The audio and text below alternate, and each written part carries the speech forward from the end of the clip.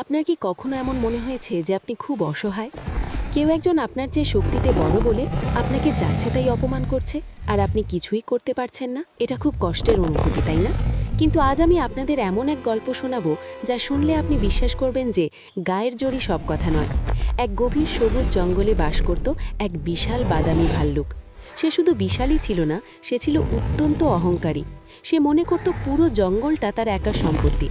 একদিন বিকেলে এক ছোট্ট সুন্দর খরগোশ মনের সুখে ঘাস খাচ্ছিল। হঠাৎ তার উপর নেমে এলো এক বিশাল কালো ছায়া।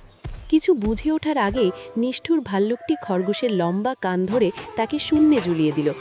বেচারে খরগোশ যন্ত্রণায় ছটফট করতে করতে বলল, দয়া করে আমাকে ছেড়ে দাও, আমি তো তোমার কোনো ক্ষতি করিনি। কিন্তু ভাল্লুকটি অট্টহাসি দিয়ে বলল, তুই কত তুচ্ছ, আমি যা খুশি তাই করতে পারি। এরপর সে খরগোশটিকে মাটির ওপর সজোরে আছাড় মারল এবং গর্জন করে বলল, দূর হয় এখান থেকে, আর যদি কোনোদিন আমার পথে দেখি তবে তোর হাড় গোড়ো খুঁজে পাওয়া যাবে না। ভয়ে থরথর করে কাঁপতে কাঁপতে খরগোশটি সেখান থেকে দৌড়ে পালালো। সে ততক্ষণ দৌড়াতে থাকলো যতক্ষণ না তার দম ফুরিয়ে যায়। অবশেষে একটি বড় গাছের নিচে বসে সে হাউমাউ করে কাঁদতে লাগলো। সে আকাশের দিকে তাকিয়ে চিৎকার করে বলল, কেন কেন আমার সাথে এমন হলো? আমি তো দুর্বল, আমি কি ওই বিশাল দানবের সাথে লড়াই করতে পারবো? সে নিজেকে খুব একা মনে করছিল। ঠিক তখনই এক ক্ষীণ শব্দ শোনা গেল, ভন ভন ভন। একটি ছোট্ট মশা উড়ে এসে খরগোশের চোখের সামনে বসল। মশাটি বলল, বন্ধু, তুমি কাঁদছো কেন? খরগোশ চোখ মুছে বলল, ওই ভাল্লুকটা, সে আমাকে খুব মেরেছে, কিন্তু আমি কি বা করতে পারি? সে কত বড়, আর তুমি তো আমার চেয়েও ছোট। মশাটি তখন আত্মবিশ্বাসের সাথে বলল, বন্ধু, কাউকে তার আকার দিয়ে বিচার করো না, বুদ্ধির জোর গায়ের জোরের চেয়ে অনেক বেশি। তুমি বাড়ি যাও, আজ রাতে ওই অহংকারী ভাল্লুক এমন শিক্ষা পাবে যা সে জীবনেও ভুলবে না। ধীরে ধীরে সূর্য ডুবে গেল এবং রাত নেমে এলো জঙ্গলে। সারাদিন দাপাদাপি করে ক্লান্ত ভাল্লুকটি একটি গাছের নিচে শুয়ে পড়ল। সে এক বিশাল হাই তুলল এবং ভাবল আজ খুব আরাম করে ঘুমাবে।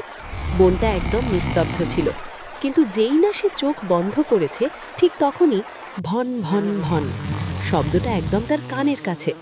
ভাল্লুকটি বিরক্ত হয়ে তার হাত দিয়ে বাতাসটা সরিয়ে দিল। যা এখান থেকে, সামান্য বোকা, সে বিড়বিড় করে বলল।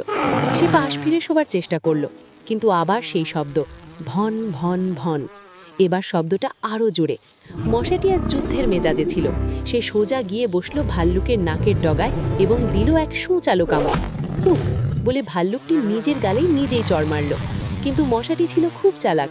সে নিমেষেই উড়ে গিয়ে আবার ভাল্লুকের কানের কাছে গান গাইতে শুরু করলো। পরের কয়েক ঘন্টা জঙ্গলে যা হলো তা দেখার মতো। বনের রাজা বলে দাবি করা সেই বিশাল ভাল্লুকটি এখন বাতাসের সাথে লড়াই করছে। ভন ভন চড়, ভন ভন থাপ্পড়। সে মাটিতে গড়াগড়ি খেলল, দুই হাত দিয়ে কান ঢাকলো, এমনকি ঝোপের মধ্যে মাথা লুকিয়ে বাঁচার চেষ্টা করলো, কিন্তু কিচ্ছু কাজে এলো না। মশাটি তাকে শান্তিতে এক সেকেন্ডও থাকতে দিল না। একবার নাকে কামড়ায় তো একবার কানে। রাগে ভাল্লুকটি নিজেকেই নিজে কিল ঘুষি মারতে লাগলো।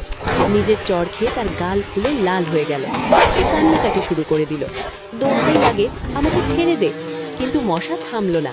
শেষে উপায় না দেখে সেই বিশাল দানবটি অন্ধের মতো দৌড়াতে শুরু করলো। গাছের সাথে ধাক্কা খেয়ে, লতা পাতায় হোঁচট খেয়ে সে জঙ্গল ছেড়ে পালানোর পথ খুঁজতে লাগলো, শুধু ওই ছোট্ট মশাটির হাত থেকে বাঁচার জন্য।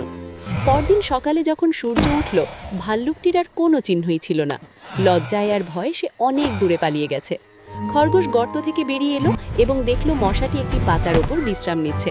খরগোশ বুঝতে পারল শরীর বিশাল হলেই শক্তিশালী হওয়া যায় না, আসল শক্তি হলো বুদ্ধি আর সাহস। দুই বন্ধু মিলে তাদের জয়ের আনন্দ করল। তাই বন্ধুরা, এই গল্প থেকে আমরা শিখলাম কাউকে ছোট বা দুর্বল ভাবতে নেই। ছোট্ট একটা মশাও বিশাল হাতি বা ভাল্লুককে নাজেহাল করে দিতে পারে। আপনাদের যদি এই গল্পটি ভালো লেগে থাকে তাহলে অবশ্যই ভিডিওটিতে একটি লাইক দিন, আর এরকম আরও মজার মজার গল্প শুনতে গাইডিং গ্লো বাংলা চ্যানেলটি সাবস্ক্রাইব করতে ভুলবেন না। ধন্যবাদ।